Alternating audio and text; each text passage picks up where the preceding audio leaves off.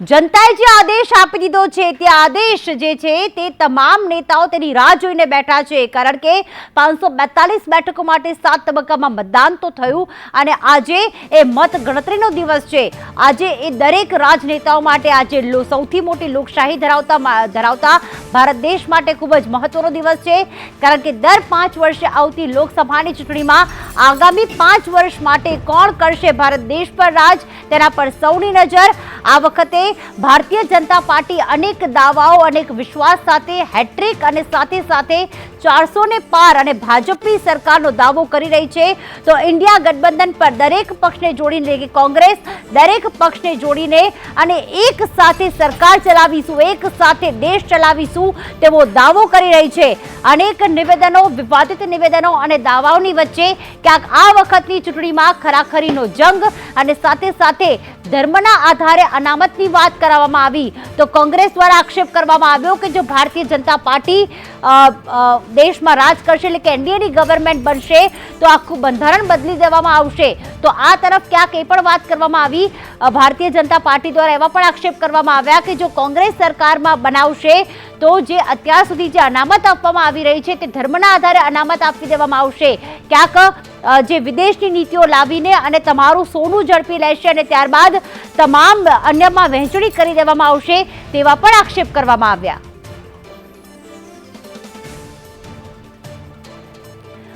तो साबरकांठाना भारतीय जनता पार्टीना उम्मीदवार शोभनाबेन बारैयाए संदेश न्यूज साथे करी खास वातचीत। साबरकांठाना भारतीय जनता पार्टीना ते उम्मीदवार छे तेमणे जीतनो विश्वास व्यक्त कर्यो। भाजप मोटा मार्जिनथी जीतशे साबरकांठा तेवो पण विश्वास व्यक्त कर्यो छे। भारतभरमां लोकसभाना मतदान बाद आज मतगणतरी योजावा जई रही छे त्यारे साबरकांठा लोकसभा बैठकना भारतीय जनता पार्टीना जो उम्मीदवार छे शोभनाबेन बारैया के जो शिक्षकमां रही चूक्या छे अने शिक्षक तरीके राजीनामું આપ્યા બાદ તેમણે આ બેઠક જે છે તેમાં ચૂંટણી લડી હતી। પરિણામોમાં ભવ્ય જીતની સાથોસાથ મતદારોનો આભાર માનીને સાબરકાંઠા જિલ્લામાં વિકાસલક્ષી રાજનીતિને પ્રાધાન્ય આપવાનું તેમણે જણાવ્યું હતું। તો ભારતીય જનતા પાર્ટીના ઉમેદવાર શોભનાબેન બારૈયાએ ખાસ આજે નિવેદન આપ્યું કે મોટા માર્જિનથી અમે સાબરકાંઠા બેઠક જીતીશું।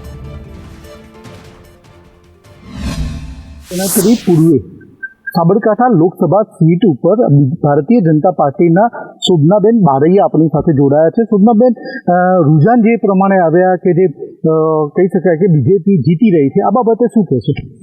रुझान साचा आवी रह्या छे कारण के आप पण मेहनत करीने सर्च करीने रुझान लावो छो अने दर वखते ए पण साचा पड़े छे।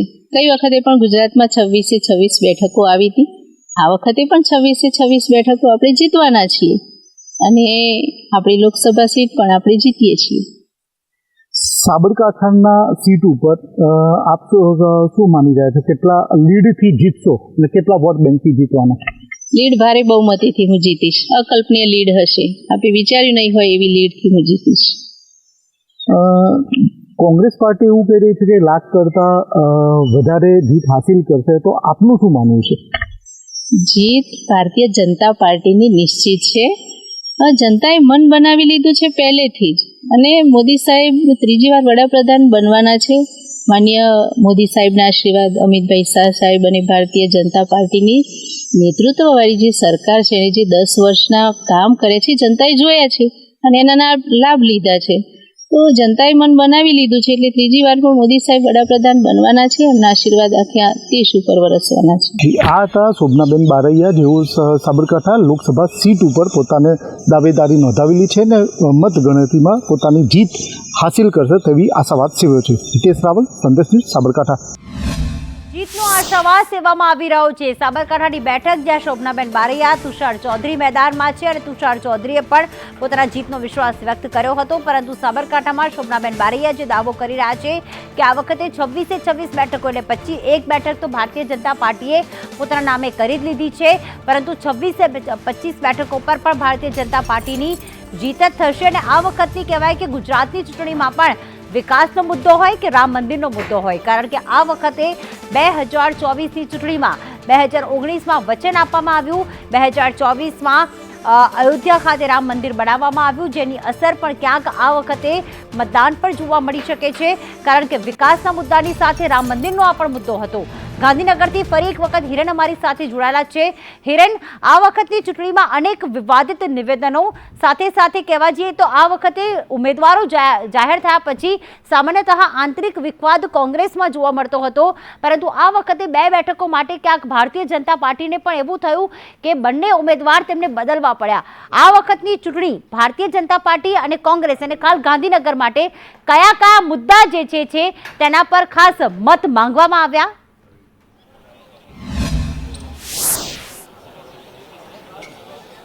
સ્વાભાવિક રીતે ગાંધીનગર લોકસભા મતવિસ્તારની અંદર આ પ્રકારે સીધી રીતે કોઈ મોટો એજન્ડા અથવા તો મોટા મુદ્દાઓ જોવા નથી મળ્યા અને એનું એકમાત્ર કારણ હતું કે ભારતીય જનતા પાર્ટીએ પહેલેથી જ આ બેઠક ઉપર પોતાની પકડ રાખેલી છે.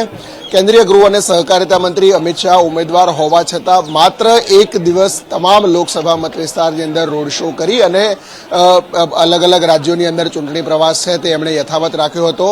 અમિત શાહનો પરિવાર, અલગ અલગ ધારાસભ્યો અને રાજ્ય સરકારના મંત્રીઓ એમણે જ આ તમામ બેઠકો પર એટલે જે વિધાનસભા વિસ્તારો છે ગાંધીનગર લોકસભા મતવિસ્તારના એની જવાબદારી સંભાળી હતી. એટલે કેન્દ્ર સરકાર અને રાજ્ય સરકારના કામો મોટે ભાગે શહેરી વિસ્તાર પણ આવતો હોવાના કારણે ભારતીય જનતા પાર્ટીને આ બેઠક ઉપર મહેનત પ્રમાણમાં ઓછી કરવી પડી હોય એ પ્રકારની સ્થિતિ છે. પણ ઓવરઓલ જોઈએ તો જે મુદ્દાઓ છે એમાં મુદ્દાઓમાં સૌથી વધુ તકલીફ ભારતીય જનતા પાર્ટીને પણ ગાંધીનગર બેઠક ઉપર પડી હોય તો પરસોત્તમ રૂપાલાનું જે ક્ષત્રિયો વિરુદ્ધનું નિવેદન હતું એ નિવેદનના કારણે ગાંધીનગર ગ્રામ્ય વિસ્તારની અંદર કે ગાંધીનગર તાલુકાની આસપાસના જે ગામો છે, કલોલના કેટલાક ગામો છે અને સૌથી વધુ સાણંદ વિધાનસભા મત વિસ્તારના ગામો છે એ વિસ્તારોની અંદર ક્ષત્રિય સમાજની બહુમતી હોવાના કારણે ક્યાંક ભાજપને આ વિસ્તારોની અંદર મહેનત કરવી પડી હોય એ પ્રકારની સ્થિતિ હતી. અન્ય મુદ્દાઓ જોઈએ તો ખાસ રાજ્ય સરકાર અને કેન્દ્ર સરકારના જે કામો છે એ કામોને લઈ જ અને ભાજપ છે એ લોકો વચ્ચે પહોંચ્યા હતા. ચૂંટણી પ્રચારની અંદર પણ જે સામગ્રી હતી એ પણ રામ મંદિર હોય, 370ની કલમ હોય, જમ્મુ કાશ્મીરની અંદર ફરીથી લોકશાહી અથવા તો એ પ્રકારની વ્યવસ્થા ત્યાં વિસ્થાપિત થઈ છે, એ તમામ મુદ્દાઓ છે એ લઈને ભારતીય જનતા પાર્ટી ગઈ હતી. ગાંધીનગર લોકસભામાં પણ કેન્દ્રીય ગૃહમંત્રી તરીકે અમિત શાહે અને સાંસદ તરીકેના જે કામો કર્યા છે એ કામોને લઈ લોકો વચ્ચે ભાજપે આ વખતે જવાનું રાખ્યું હતું. પરંતુ ઓવરઓલ સમગ્ર ગુજરાતની દ્રષ્ટિએ જોઈએ તો આ વખતે ભારતીય જનતા પાર્ટીને મહેનત પ્રમાણમાં વધુ કરવી પડી હોય એ પ્રકારની સ્થિતિ હતી. કેડરબેઝ ગણાતી આ પાર્ટી હવે માસ પાર્ટી થઈ છે અને માસ પાર્ટી થઈ હોવાના કારણે અલગ અલગ પાર્ટીમાંથી આવેલા લોકો અને એમની જે વિચારધારા અથવા તો અત્યાર સુધીની કાર્યશૈલી હતી એ કાર્યશૈલી ભાજપમાં ક્યાંક જોવા મળી અને એટલા જ માટે વડોદરા હોય, સાબરકાંઠા હોય, બનાસકાંઠા હોય, વલસાડ હોય, આ 6 થી 7 જેટલી બેઠકો ઉપર ભાજપમાં આંતરિક વિખવાદ છે તે ઊભો થયો છે. સિટિંગ ધારાસભ્યોએ પણ ભાજપના ઉમેદવારો વિરુદ્ધ મતદાન કરવા માટે લોકોને પ્રેરણા આપી હોય અથવા તો કામ કર્યું હોય એ પ્રકારના આક્ષેપો પણ અત્યાર સુધી થયા છે અને એ સ્થિતિ દેખાઈ છે. સીધી રીતે જોઈએ તો બનાસકાંઠા છે એ ભારતીય જનતા પાર્ટી માટે કાંટાની ટક્કર હતું. સુરેન્દ્રનગરમાં પણ એ સ્થિતિ હતી, આણંદની અંદર એ સ્થિતિ હતી, અમરેલીની અંદર આ સ્થિતિ હતી. એટલે ભાજપે ચૂંટણી જાહેર થાય તે પહેલા જે ઉમેદવારો જાહેર કર્યા હતા અને એમાં પણ ઉમેદવારોની ક્વોલિટી કોંગ્રેસના ઉમેદવારોની ક્વોલિટી કરતાં ઘણી નબળી હોય એ પ્રકારની સ્થિતિ આ વખતે ગુજરાતમાં ભારતીય જનતા પાર્ટીની 6 થી 7 બેઠકો પર દેખાઈ છે અને એટલા જ માટે ઉમેદવારોને બાજુમાં મૂકી અને નરેન્દ્ર મોદીના નામ ઉપર ભાજપે પ્રચાર કરી અને આ બેઠકો પર જીતવાનો પ્રયાસ વધુ કર્યો હોય એ પ્રકારની સ્થિતિ દેખાઈ હતી. બિલકુલ પ્રયાસ કરવામાં આવ્યા છે ને એટલા જ માટે તો જોવા જઈએ તો ગુજરાતની આ 25 બેઠકો માટેમાં 3 બેઠકો એવી હતી કે જ્યાં કેન્દ્રીય મંત્રીઓને જ ઉતારવામાં આવ્યા. ચલો ગાંધીનગરમાં તો અમિત શાહ હતા જ, પરંતુ સાથે સાથે પુરુષોત્તમ રૂપાલા, મનસુખ માંડવિયા કે જેઓ પણ રાજકોટ અને પોરબંદર બેઠક પરથી ચૂંટણી લડી રહ્યા છે, ત્યારે વલસાડની મતગણતરી સેન્ટર ઉપર ભારતીય જનતા પાર્ટીના જે ઉમેદવાર તેમજ ભાજપના નેતાઓ હાલમાં પહોંચ્યા છે. મતગણતરી સેન્ટર પર પહોંચતાની સાથે તેઓએ જીતનો આશાવાદ પણ ક્યાંક વ્યક્ત કર્યો હતો. ખૂબ મોટી માર્જિનથી વલસાડ બેઠક જીતીને કેન્દ્રને પોતાનું વલસાડનું કમળ અર્પણ કરશે તેવો આશાવાદ ધવલ પટેલે વ્યક્ત કર્યો હતો. અને આ વખતે વલસાડ બેઠક માટે ધવલ પટેલ અને કોંગ્રેસ તરફથી અનંત પટેલ મેદાનમાં છે, પરંતુ એવું કહેવાય છે કે જે વલસાડ જીતે તે દેશ પર રાજ કરે છે. ત્યારે વલસાડ બેઠક પર જે જિલ્લાના પ્રમુખ છે હેમંત કંસારાએ તેમણે જીતનો વિશ્વાસ વ્યક્ત કર્યો અને રાજ્યમાં સૌથી વધુ, કારણ કે આ વખતે સૌથી વધુ મતદાન વલસાડ બેઠક પર થયું છે 72.71%.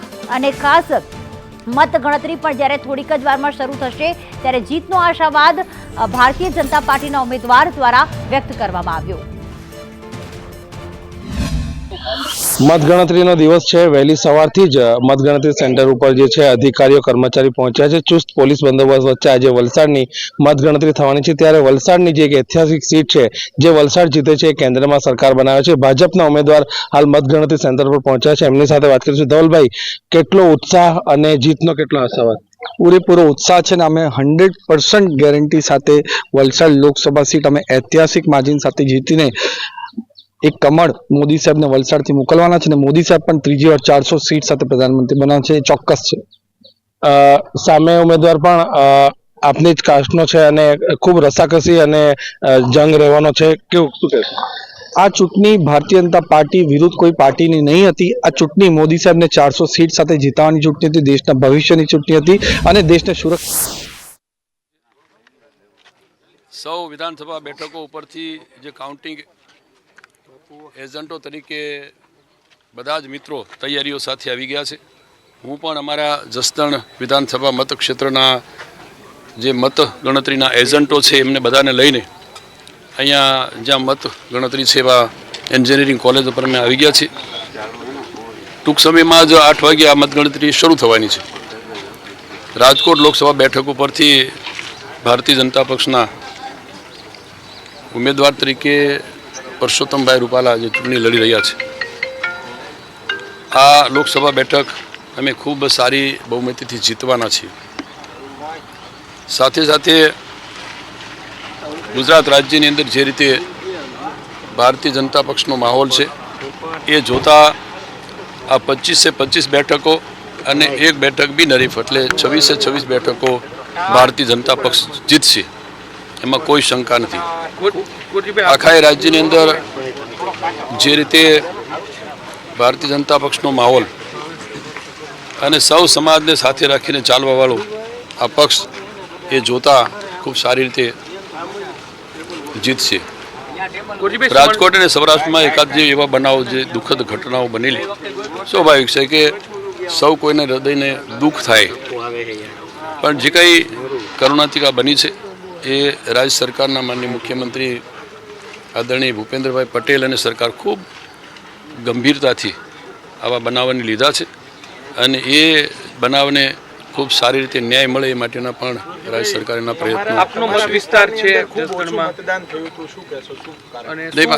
અમારા વિસ્તારની અંદર સામાન્ય રીતે થોડી ઉનાળાની અસર થઈ, તાપની અસર થઈ. મતદાન થોડું ગત વખત કરતાં થોડું ઓછું થયું છે, પણ આ વખતનું મતદાન જે થયું છે એ મોટાભાગનું બધું જ ભારતીય જનતા પક્ષના તરફેણમાં થયું છે અને અમારી વિધાનસભા બેઠક ઉપરથી પણ આ વખતે લીડ 20,000ની આસપાસ આ બેઠક ઉપરથી અમે આપશું. કુરજીભાઈ, વિજયભાઈનું નિવેદન સામે આવ્યું છે કે મંત્રીમંડળનું વિસ્તરણ થઈ શકે તેમ. સોરી, એ હવે હાઈકમાન્ડનો વિષય છે એટલે એ આજે નહીં કરીએ. Okay, thank you.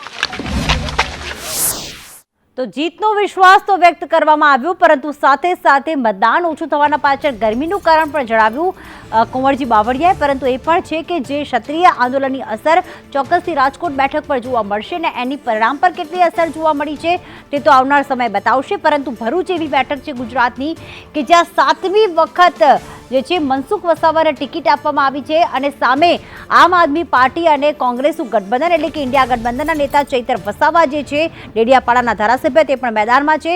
આ પણ બેઠક ખૂબ વિવાદમાં રહી હતી. અનેક વિવાદિત નિવેદનો પણ કરવામાં આવ્યા. ત્યાં કેવી છે મતગણતરીની તૈયારી? વસીમ અમારી સાથે જોડાઈ ગયા છે. જી વસીમ.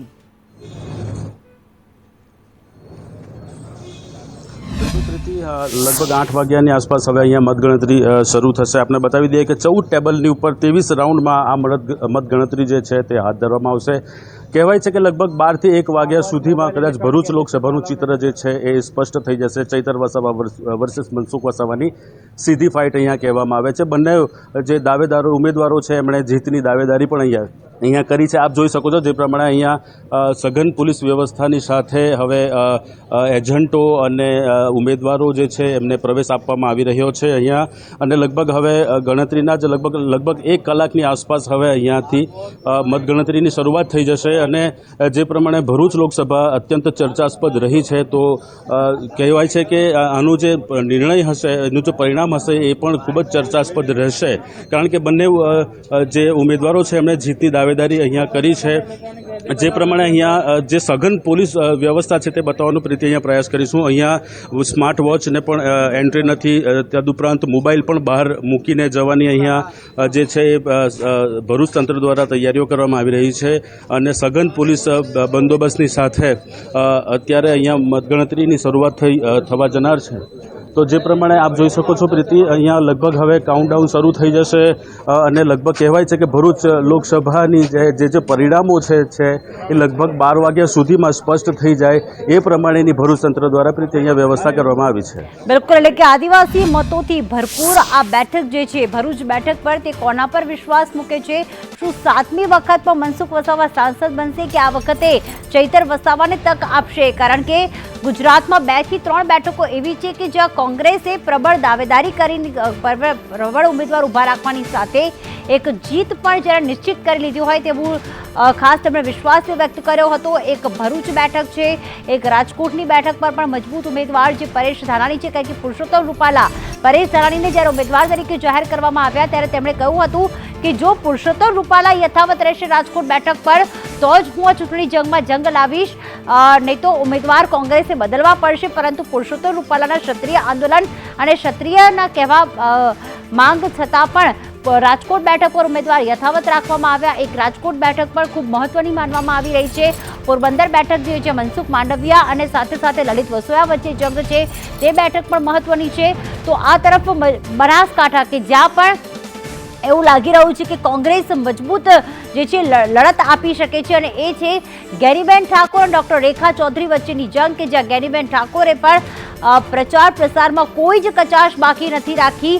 લોકો સાથે જે છે પોતાના જ્યારે તેમના સગા આવ્યા હોય, તેમના સ્વજન આવ્યા હોય તે રીતે પ્રચાર પ્રસારમાં જંપ લાવ્યું હતું અને કોંગ્રેસ માટે ખૂબ જ મત માંગ્યા હતા. ત્યારે આ વખતની જે ખાસ કરીને આખી જે ચૂંટણી છે એમાં રાહુલ ગાંધી હોય, પ્રિયંકા ગાંધી હોય, વડાપ્રધાન નરેન્દ્ર મોદી હોય, તો આ તરફ અમિત શાહ હોય, સાથે સાથે CR પાટીલ હોય, તમામ લોકોએ પ્રચાર પ્રસારમાં કોઈ જ કચાશ બાકી નથી રાખી. પરંતુ આ તરફ વલસાડ બેઠક પર રાહુલ ગાંધીની અને પ્રિયંકા ગાંધીની રેલી હોય, જનસભા હોય, કે આ તરફ બનાસકાંઠામાં પણ જ્યારે પ્રિયંકા ગાંધી આવ્યા હતા ત્યારે કહ્યું હતું કે ગેનીબેન આપણા બેન છે, હું આ બેન માટે મત માંગવા આવી છું. એટલે કે 7 તારીખે જ્યારે મતદાન થયું, ભલે આ વખતે ગરમીની અસર, ક્ષત્રિય આંદોલનની અસર કે અન્ય કોઈ કારણોની અસર ક્યાંક ઓછું ભલે મતદાન થયું હોય, પરંતુ ચોક્કસથી ભારતીય જનતા પાર્ટી દ્વારા જે જીતનો વિશ્વાસ, હેટ્રિકનો વિશ્વાસ વ્યક્ત કરવામાં આવી રહ્યો છે. તો આ તરફ કોંગ્રેસ દ્વારા પણ 10 બેઠકો પર જીત મેળવીશું અને ભારતીય જનતા પાર્ટીમાં આ ગુજરાતમાં ગાબડું પાડીશું, તે સૌથી મોટો વિષય. પરંતુ સૌથી વિવાદિત બેઠક રાજકોટ બેઠક પર કેવો માહોલ છે? મયુર અમારી સાથે જોડાયેલા છે.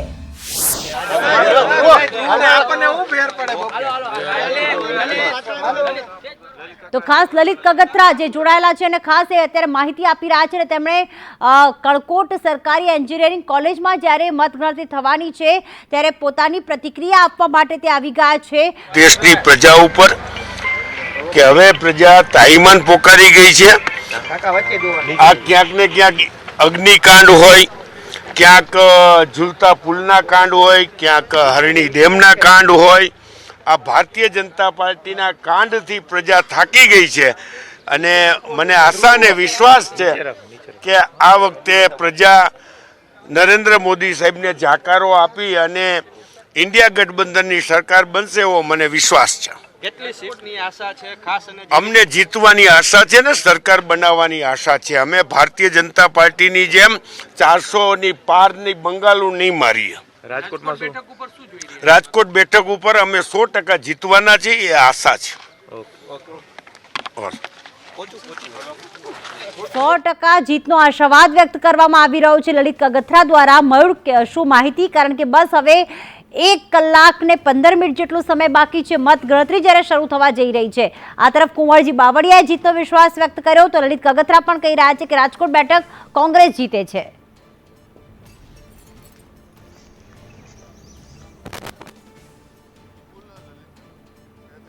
જીતનો વિશ્વાસ વ્યક્ત કર્યો છે. અત્યારે આપ દ્રશ્યો જોઈ રહ્યા છો, ભાજપ અને કોંગ્રેસના જે અપેક્ષિત લોકો જે છે તે અત્યારે અહીંયા આવી રહ્યા છે અને 8 વાગ્યે જે છે મતગણતરી શરૂ જે છે તે થોડી જ વારોની અંદર કરવામાં આવશે. કલેક્ટર પ્રભાવ જોશી જે છે તેઓ પણ અત્યારે અહીંયા પહોંચી ચૂક્યા છે.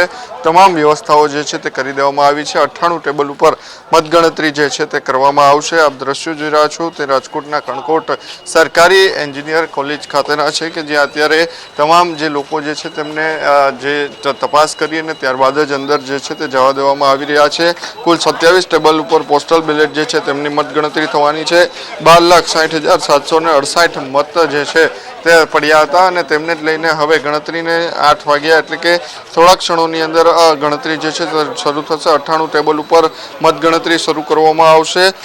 અલગ અલગ 7 અધિકારીઓ જે છે કલેક્ટર, નાયબ કલેક્ટર કક્ષાના તેઓ પણ અત્યારે અહીંયા ફરજ બજાવશે. 1000થી પણ વધુનો સ્ટાફ જે છે તે અત્યારે તૈનાત કરી દેવામાં આવ્યો છે અને મતગણતરીની અંદર કુલ 149 રાઉન્ડની મતગણતરી કરવામાં આવશે. કણકોટના આ દ્રશ્યો છે કે જ્યાં અત્યારે લોકો જે છે તેમને અત્યારે અંદર જવા દેવામાં આવી રહ્યા છે. મોબાઈલ અથવા તો કોઈ ઇલેક્ટ્રિક ઉપકરણો જો હોય તો તેમને અત્યારે અહીંયાથી બહારથી જ મૂકી દેવાનું સૂચના જે છે તે અત્યારે આપવામાં આવી રહી છે. ઉલ્લેખનીય છે કે એક તરફથી ભાજપમાંથી જ્યારે રાજકોટની બેઠક ઉપરથી પરસોત્તમ રૂપાલા, જ્યારે સામે પક્ષે કોંગ્રેસમાંથી પરેશ ધાનાણી જે છે તે લડ્યા છે. ખૂબ હાઈ પ્રોફાઇલ બેઠક જે છે તે રાજકોટની રહી છે અને તેમને જ લઈને અત્યારે એક ઉત્સાહ જે છે તે અત્યારે જોવા મળી રહ્યો છે. કારણ કે જે અપેક્ષિતો આવી રહ્યા છે તેમને અત્યારે અંદર જવા દેવામાં આવી રહ્યા છે. રાજકોટની આ હાઈ પ્રોફાઇલ બેઠકમાં જોવું રહેશે ભાજપ બાજી મારે છે કે કોંગ્રેસ, કારણ કે જે પ્રકારે ક્ષત્રિય આંદોલનને લઈને જે ટિપ્પણી કરવામાં આવી હતી ને ત્યારબાદ આ બેઠક જે છે તે હાઈ પ્રોફાઇલ બની છે અને તેમને જ લઈને થોડીક ક્ષણોની અંદર હવે કણકોટ ખાતે જે છે તે મતદાન શરૂ થવાનું છે. બિલકુલ, રાજકોટ બેઠક એટલા પોતાના પ્રચારના એક અલગ પ્રચાર માટે પણ ખૂબ મહત્વની રહી, કારણ કે જ્યારે એક તરફ પુરુષોત્તમ રૂપાલા જે છે એ ટિફિન બેઠકો કરીને પ્રચાર કરી રહ્યા હતા તો બીજી તરફ પરેશ ધાનાણી જે છે ક્યારેક કેરમ રમીને તો ક્યારેક હીરા ઘસવાનું કામ કરીને પ્રચાર કરી રહ્યા હતા અને પ્રચારમાં પણ આ વખતે નવીનતા જોવા મળી. તો એક એવી બેઠક ગુજરાતની જે સૌરાષ્ટ્રની મહત્વની બેઠક છે કે જ્યાં નારણ કાછડિયાની ટિકિટ કાપીને અને છેલ્લી ઘડીએ જે કહેવાય કે અસમંજસની વચ્ચે ભરત સુતરાનું નામ જાહેર કરવામાં આવ્યું હતું તો સામા પક્ષે વિરજી ઠુમ્મરના પુત્રી જેની ઠુમ્મર મેદાનમાં છે. અમરેલી બેઠક પરથી માહિતી આપવા માટે સૂર્યકાંત અમારી સાથે જોડાઈ ગયા છે. સૂર્યકાંત, કેવો માહોલ મતગણતરી કેન્દ્ર ઉપર?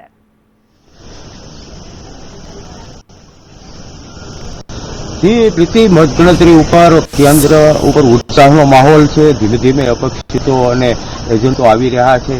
અમરેલીની અંદર જે છે તે 7 વિધાનસભા આવે છે જેની અંદર 14 ટેબલો ગોઠવવામાં આવ્યા છે અને 21 રાઉન્ડની અંતે ગણતરી પૂરી થવાની વહીવટી તંત્રની વ્યવસ્થાઓ છે. લોકો આવી રહ્યા છે, ચુસ્ત બંદોબસ્ત છે અને જે મતગણતરી કેન્દ્રની પાસેનો જે રોડ છે તે રોડ પણ બ્લોક કરવામાં આવી ગયો છે. લગભગ 50% ઉપરનું મતદાન થયું હતું, એટલે કે 14 લાખ ઉપરના મતદારો જે છે તેમાંથી 8 લાખની આસપાસના લોકોએ મતદાન કર્યું છે. ત્યારે ભાજપના ઉમેદવાર ભરત સુતરિયાને પણ જીતનો વિશ્વાસ છે. ત્યારે સામે પક્ષે કોંગ્રેસના મહિલા ઉમેદવાર જેની ઠુમ્મર એવું કહ્યું છે કે ભાજપના 26 જે બેઠકોના જીતના દાવા છે એમાંથી અમરેલીની ઉપર બ્રેક લાગશે. ત્યારે હવે બહુ નજીકના સમયની અંદર ઈવીએમ ખુલી રહ્યા છે અને 1 કલાક પછી ધીમે ધીમે આ ગણતરી શરૂ થશે. જી બિલકુલ, એટલે કે મતગણતરીની શરૂઆત થઈ જશે. 1 કલાક જેટલો સમય બાકી છે અને બસ તૈયારીઓ થઈ ચૂકી છે. કર્મચારીઓ પહોંચી ચૂક્યા છે, જે ઉમેદવારોના એજન્ટ છે તે પણ મતગણતરી કેન્દ્ર ઉપર પહોંચી ચૂક્યા છે અને બેઠકો માટે મતગણતરી પહેલા બેલેટ પેપરની થશે. પોસ્ટલ બેલેટની મતગણતરી થયા બાદ ઈવીએમના સીલ ખોલવામાં આવશે અને આખરે 12 થી 1 વાગ્યાના સમયગાળામાં લગભગ ગુજરાતનું આખું ચિત્ર અને અલગ અલગ રાજ્યોમાં પણ ક્યાંક કહેવાય કે રૂઝાન આવવાની શરૂઆત થઈ જશે, કારણ કે ઈવીએમની ગણતરી 14 થી 19 રાઉન્ડ તો ક્યાંક 25 રાઉન્ડ સુધી પણ જતી હોય છે. જેટલા એ અલગ અલગ સીમાંકન પ્રમાણે જેટલા લોકસભામાં જેટલા મતદારો હોય એના પ્રમાણે ગણતરી થતી હોય છે અને આખરે દેશમાં કોણ બનાવશે સરકાર તેનો નિર્ણય, તેનો ફેસલો આજે આવી જશે.